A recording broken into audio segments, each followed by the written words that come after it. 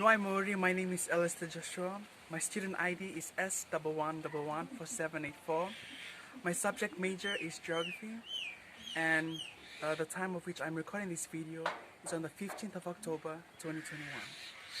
The title of my lesson is Population Pyramids.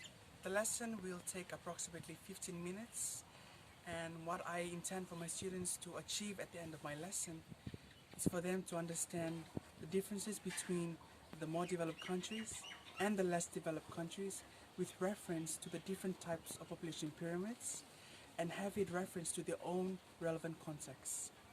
The supporting materials of which I will be using for my lesson is stable internet connection, my laptop, and student activities.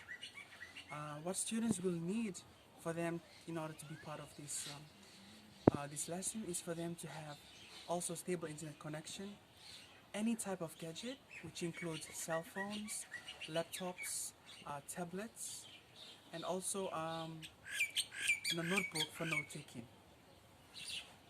To begin with my lesson, I would first tap on the prior knowledge of the students.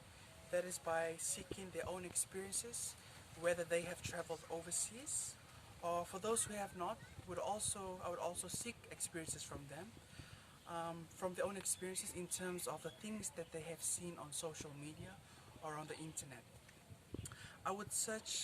They would also search for things such as the types of infrastructures, the products, the services, and the people that are within the country that they have visited, and compare that to us, or probably to their own respective regional countries, which can be parts of Samoa or Tonga, or also Vanuatu.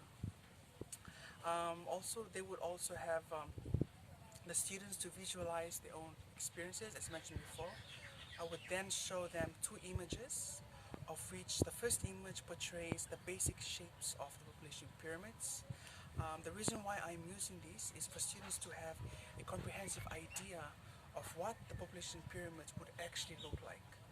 And this would also give them a time for them to think of it or to recollect it in a more easeful way rather than a more stressful way. The second image will be about the literal image of what the population pyramids actually look like, which are the stationary, expansion, and the constrictive pyramids.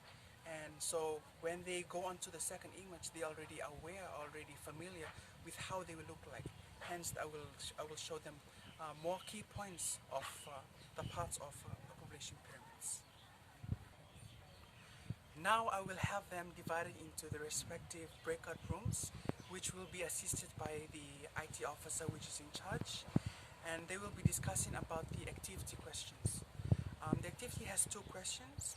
So the questions simply is embodied within the challenges that is faced between the more developed countries and the less developed countries, and also to list two characteristics of each of these more developed countries or less developed countries with reference to the different types of population pyramids. And also within this content of my lesson, I would give them 5 minutes for them to discuss as a group.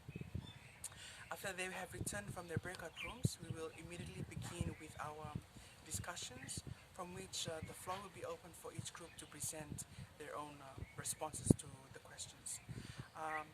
While doing so, I will firstly emphasize on the motto of which there is no right or wrong answer. So the reason why I'm using no right or wrong answer approach in my teaching lesson is for students to answer questions comfortably and with ease. So that means it stimulates the creativity of their thoughts. So when they're answering the questions, they could also bring out from their own experiences instead of textbooks and that.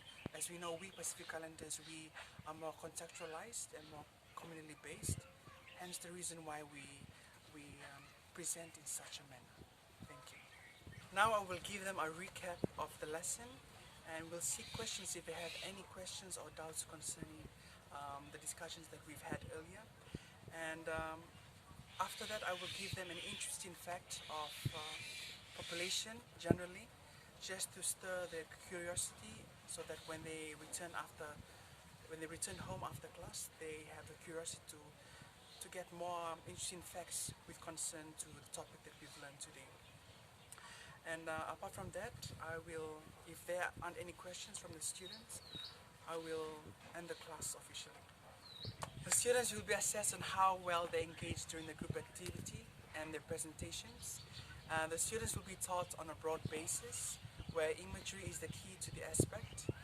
The usage of simple English is the key to a more understanding interaction. Emphasizing on the right, there is no right or wrong answer, is the key for students to...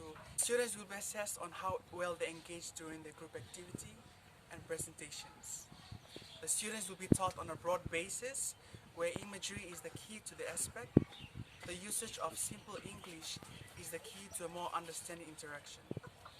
Emphasizing the fact that there is no right or wrong answer will allow students to give their answers with ease and less stress when responding, and to bring in examples from their own local context.